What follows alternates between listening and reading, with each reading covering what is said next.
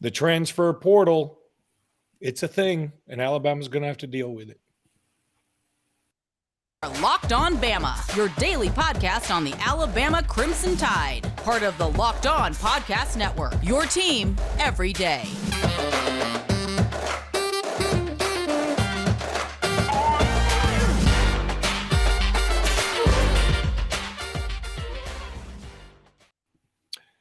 Hey, everybody, and welcome back into Locked On Bama. Luke Robinson, that's me. Jimmy Stein, that's him. Jimmy, how are you today? Man, I'm exhausted from reading portal news and the portal. I mean, and that's insofar as Alabama, but I read what's going on in the portal from around the country, and it is crazy already. And this ain't even the crazy time. That's next week. Yeah, we were petrified of this as college football fans, and it's happening. It's happening right now. It's happening in front of our eyes. It is scary because you literally, you can say, hey, we got this freshman that's up and coming, you know, and you can say that in mid-November, early October, late September, whatever. You have no idea if that fool is going to be on the team. I mean, it's crazy.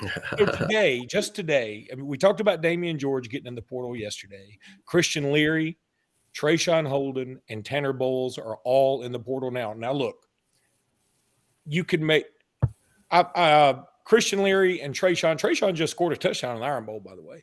Those guys have made a contribution. Of course, you know, it's Leary and Trayshawn Holden have not necessarily lived up to what we hoped they would. That's no fault of their own, I guess. I'm not trying to pick on them. I'm just saying it's not like Julio Jones is in the portal. Tanner Bowles has really not been a contributor yet. So if you want to use the argument, hey, this is good attrition, we'll get somebody else.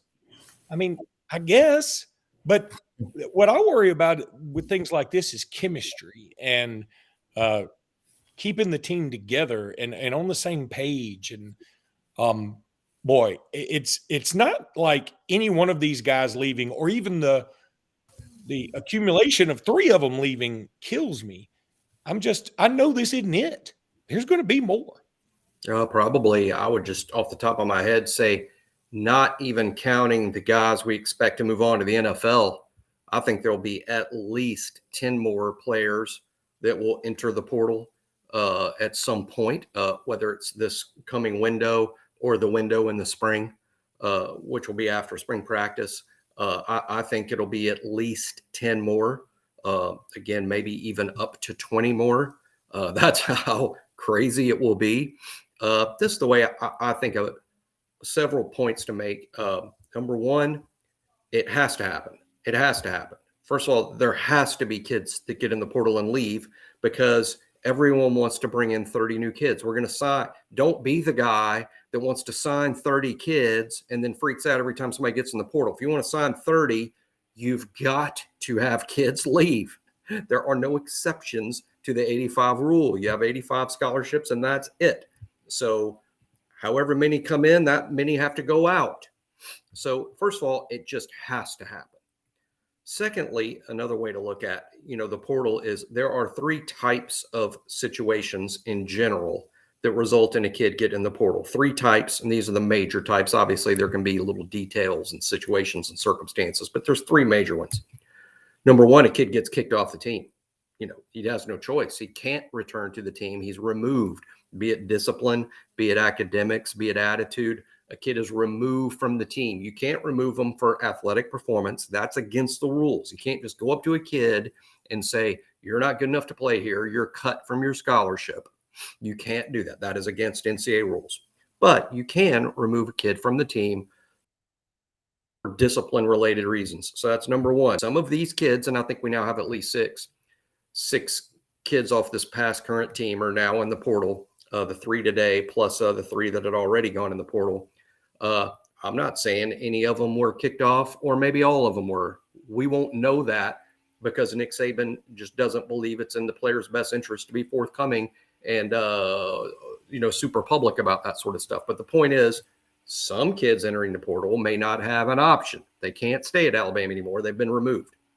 The second type of kid that can be in the portal, and this is what I think we're seeing right now in almost every single case myself personally, is a kid that's just frustrated with his situation at Alabama, usually about playing time. That's the usual thing. I'm not playing enough. I don't like my role. I think my role should be bigger. I think I should play more. Or maybe it has something to do with I don't want to go to school with this particular girl who's stalking me. I don't like how I have one class on one side of the quad and another class, up by the soccer stadium. I don't know. Some kids just want to leave, and they leave, and they're not talked into staying. That's different than the first kind. The second kind I'm talking about is, hey, I think I want to leave. It gets back to the coaches that so-and-so is leaving, and they're like, yeah, fine. We need the room. We're not going to talk that kid into staying. It's fine that he's leaving, and we understand his situation, and we need the room anyway. That's fine. I think, basically, just in my opinion, there's no way for me to know. That's probably the situation with most kids and most of these kids that have entered the portal. The third type of kid, and I don't think we've gotten to that yet. I could be wrong. I mean, again, I'll always state that I could be wrong. The third type of kid that enters the portal, and the staff doesn't want him to go. The staff and coach, or they're like, no, I want you to go. At that point, it becomes almost a recruiting situation. You're trying to recruit the kid out of the portal, recruit him from making that decision to go into the portal. And some of these situations happen with the kid never in the portal. We just never hear about it. But that's the third thing. The kid that enters the portal, a good example would be Drew Sanders a year ago, who entered the portal against the staff's wishes. They tried to get him to stay best they could. They could not, and he left. But those are the three things we're talking about, right? Discipline, you're off the team for bad conduct. That's portal kid number one. Portal kid number two's just leaving because he's not, but we don't want to talk him into staying. And number three is the kid that gets in the portal and we're no. So those are the three main situations. I think in this situation so far, Luke, where we got 6 kids in the portal, to my knowledge, what I know, which is next to nothing. But I think we're primarily dealing with the situation number 2 here. I would add situation number 4. And I don't know that it's come to this yet. I think it will eventually, that you will have kids go in the portal just to see if what you will do to fish them back. Great point. I should have said that. That's an excellent point. And I think this is the first year that could happen. I read something today where at least one analyst believes that's already happening. I don't think it's with any of the Alabama kids yet. But yes, that is going to happen in some instances. The kid who's using the portal as a negotiating tool insofar as NIL deals. Yes, that is a great point. And we could see that at Alabama. I don't believe if any of our 6 that are in the portal now did that for option 4, they're likely to be quite disappointed. No, there's no question. But it was like last year, I forget where I heard it, but somebody was like, if I were Bryce Young, I'd go in the portal. Just go in the portal and go to the highest bidder. Now, you want, even if Alabama's a little less than the highest bidder, you go, okay, well, I got what I wanted. I wanted Alabama to up the ante. They did, and I'm coming back. And this, you talk about team divisiveness. Again, I get it. Everybody's got to go get that bag. Everybody's got to go do their thing. But it's going to come eventually. This is going to come to a head. It's going to come at the expense of the sport, and that's what worries me. Now, let's sit back and just see what happens. It's already here, so we might as well see what all these unintended consequences are. They're going to be consequences. So, Jimmy, I need to tell everybody about BetOnline. I love BetOnline. You love BetOnline. We all love BetOnline. Why wouldn't we love BetOnline? Because it's fantastic. It's your number one source for all your sports betting info. Anything you need, they got it there at betonline.net. Betting info, stats, news, analysis, whatever. Get the latest odds and trends for every single professional amateur league out there, from football to basketball to soccer to esports to pickleball. I don't know if pickleball's on there, but if you can bet on pickleball, you can do it through betonline.net. They got it all covered there. And if you love sports podcasts, you can find those at betonline.net as well. We're always the fastest and easiest way to get your betting fix on. Head to the website today or use your mobile device to learn more. BetOnline is where the game starts. All right, so Jimmy, Well, at first, when I was about to do this segment, I was like, let's talk about some other guys that could get in the portal. That's so dangerous. I'm not going to do Yeah. it. Yeah, a little irresponsible. And I just say that being, it's not fair. I mean, It's not. I know everybody listening might have their own opinions and they have their own knowledge of the roster. Look, this is what fans want. They want their perceived bottom of to make room for new kids at the top, right? And it doesn't necessarily work that way, although it can.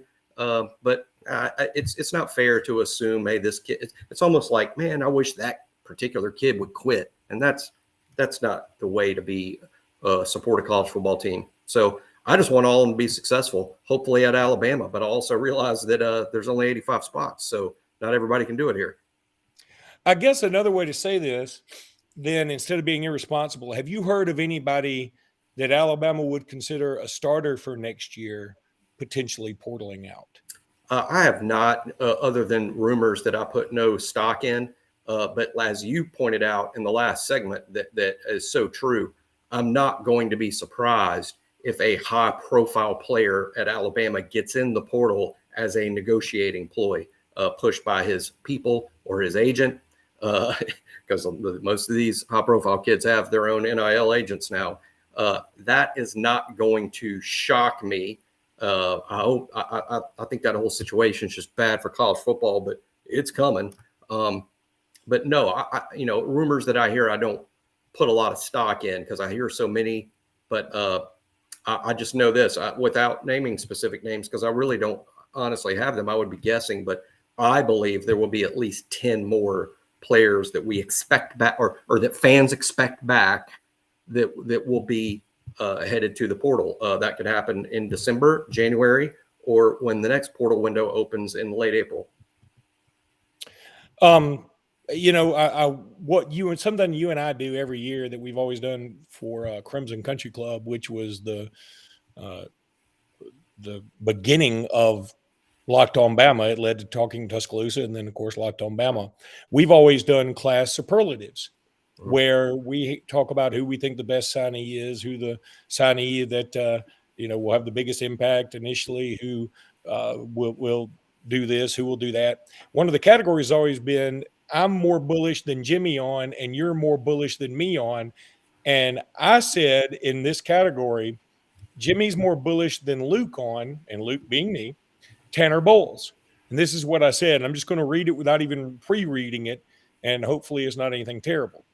I said, this is from 2019 class. We signed an incredible group of offensive linemen, but of the 5, Tanner is the least decorated and the least sexy. Now, I was using sexy in a different way. I said, I need to find a better word. But one thing about this position, it's often a surprise. That's because this spot is so contingent on playing in a cerebral fashion. Hard work, chemistry with your teammates, and just good old-fashioned brute strength. So don't bet against Tanner Bowles, but he would be my pick for a guy that is, of our offensive line group, the least likely to contribute. And, it turned out there were some other guys that fit that bill. I mean, Pierce Quick, who's now at Georgia Tech, Amari Kite, who hadn't contributed a ton yet.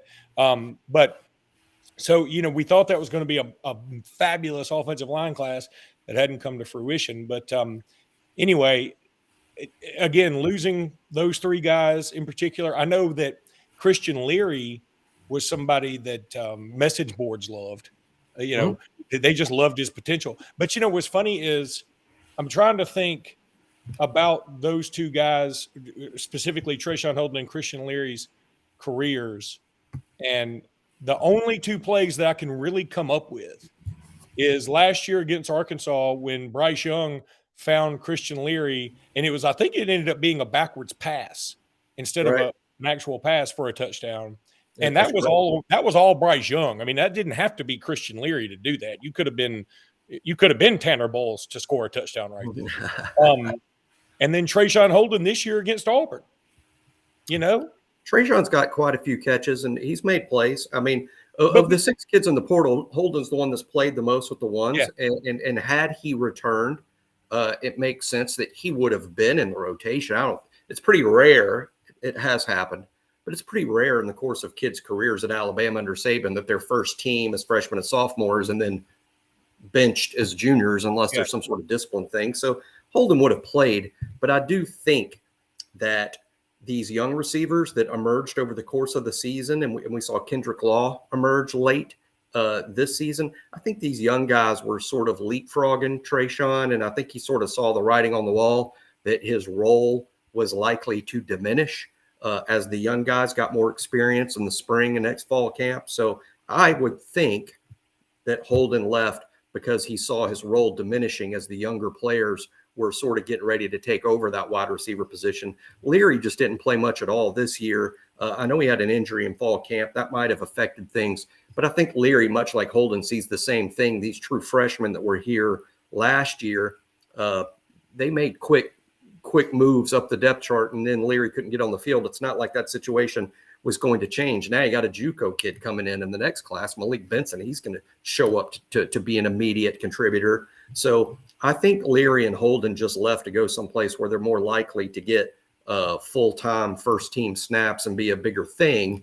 And they both might do that because they're both good players. You can be a really good football player at the college level and not be a big part of things. Alabama, you have to sort of be exceptional to play at Alabama's Nick Saban's Alabama. Tanner Bowles played less than Leary, less than Holden, never really played snaps with the ones. However, one of the things that benefits Bowles, he's an older kid, his positional versatility is what's going to help him find a spot. He can play center, he can play guard, he can play tackle. Again, an older kid, he's probably a grad transfer with 2 years of eligibility left. It's not going to surprise me one bit, Luke, if he goes to a school where he ends up being a starter. That shouldn't surprise anyone. What would surprise you is if he left and went to a Georgia and Ohio State and became a starter. I don't think that's going to happen. But most likely his choice, he's going to end up being a starter. He's a good player. He's just not going to beat out. I mean, for instance, the guys really ahead of him at Alabama were guys like Cohen, McLaughlin, J.C. Latham. I mean, he just wasn't going to. Yeah, in fact, I mean, I'm looking back at that class. This class, and again, no offense to anybody who was in this class, but this class was, boy, it ended up being rather disappointing relative to its ranking. Pierce Quick was in it. Of course, he's not on the team. Paul Tyson not on the team. Evan Neal did great, and he's already in the NFL. Antonio Alfano was in this class. Yeah, I mean, it's woof. Yeah, the two guys at the top, I think Antonio Alfano and Ish Sopsher was in that class too. I believe they were 1 and 2 in terms of Shane Lee. And so many transfers. But I think Alfano and Sopsher not panning out at all. While neat, but see, and that really hurt this group, no doubt. I mean, this is the top guys in the class, and they didn't pan out at all. And both defensive linemen. But I think both guys that's just somehow the ball bounces that way. That wasn't Alabama's fault. Anybody that thinks Alabama's at fault for taking those two just doesn't understand the recruiting process at all. I mean, there's 40 every elite program in the country was trying to sign those two. It was a thing that Alabama was able to be the one to get them, but they also would have flamed out no matter where they went because they've been other places and flamed out too.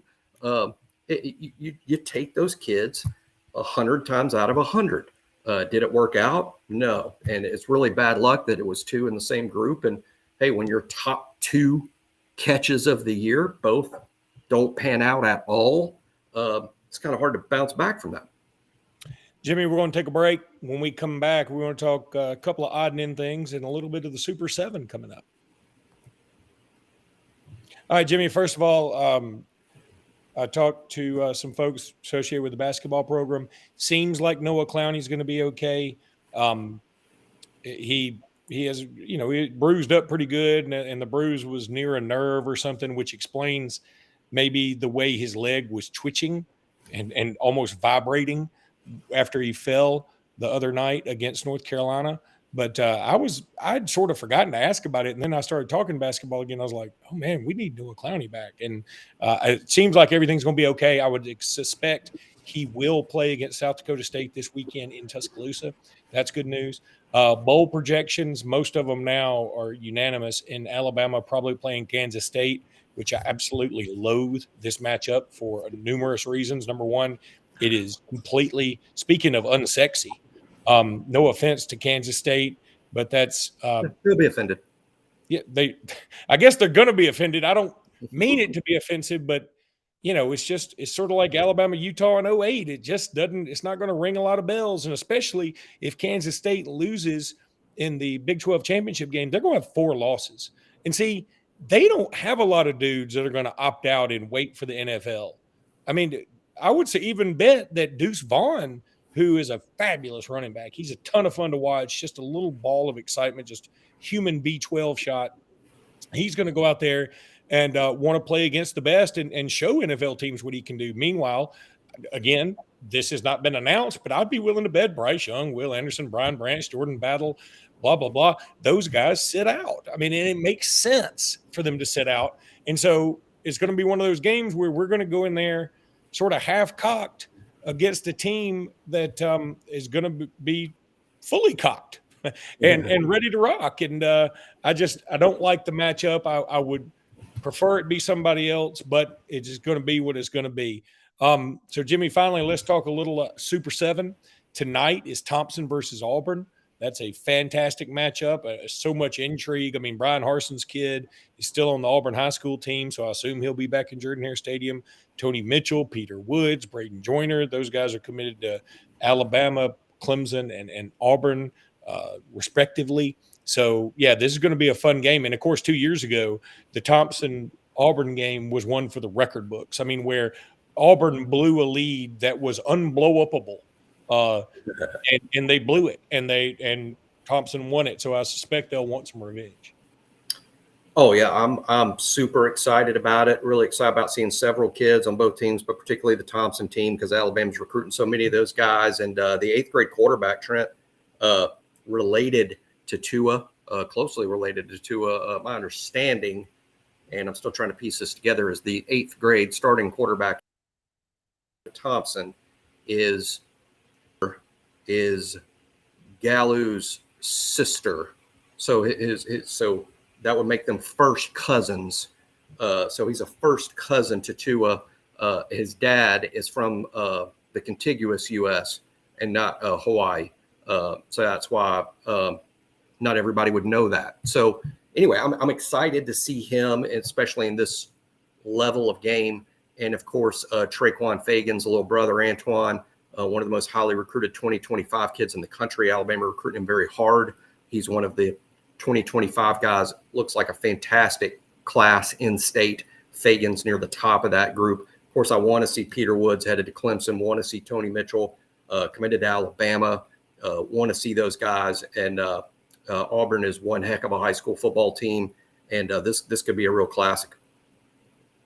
I think this game is going to be a lot of fun. And I also think the game Friday night is going to be a lot of fun. Mountain Brook and Saraland, of course. Mountain Brook is just, they're just tough, disciplined. They don't have like this cornucopia of blessed athletes. They got dudes that can play. Don't get me wrong, but they don't have a lot of freakazoids on that team. But one kid that is very impressive is a guy named Cole Gamble, and he scored 6 touchdowns in a game this year. He's getting some looks from some teams.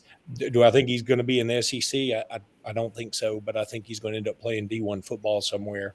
And they were in a rotational running back thing for a while at Mountain Brook, and he just sort of took the lead, and he hadn't relinquished it. I don't know how many touchdowns he has, but it's a lot. And he's a very strong, committed player. I know his family, and he's very, very good player and good kid. Saraland, of course, has Ryan Williams and some other dudes, a sophomore quarterback. I mean, they just got so much talent. Charles Henderson, I forgot that they got a 2025 guy named Zion Grady, who's one of the top players in the country. He is unbelievable. His numbers that he puts up, just fantastic. I think he's easily one of the top prospects in Alabama. As a matter of fact, one time, I probably backed off this a little bit, but at one time I was asked, okay, who's the best prospect in the state, regardless of age? And I think the person asked me, wanted me to say Ryan Williams. Probably is the right answer.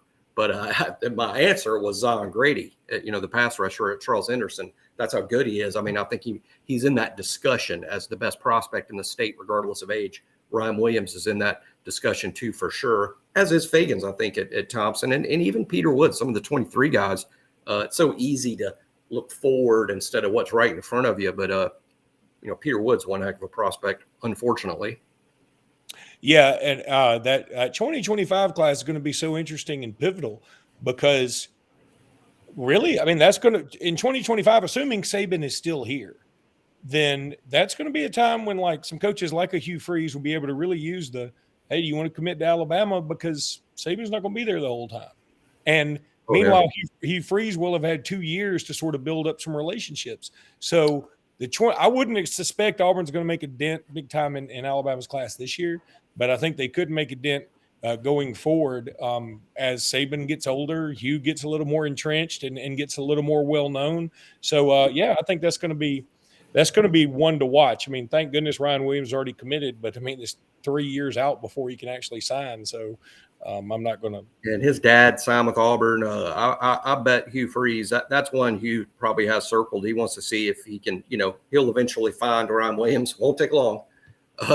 And he will circle back and remind that family that dad signed with Auburn for a reason, over Alabama back in, I think it was around there, 01, 02, somewhere in there, 03 maybe. So I don't think that one's over. It's just too far from signing day and say that Alabama's got a big lead. I'm excited for you to see KJ Lacey, the quarterback. Man, if any fan of Bryce Young, I mean, it's going to be done to death, those comparisons, but you can't watch KJ Lacey play and not think of Bryce Young. You can't. I can't wait. It's going to be a ton of fun. All right, Jimmy, that's going to do it for today's podcast. We will get with you guys tomorrow. So until then, everybody enjoy the Super 7 and roll tide. Roll Tide.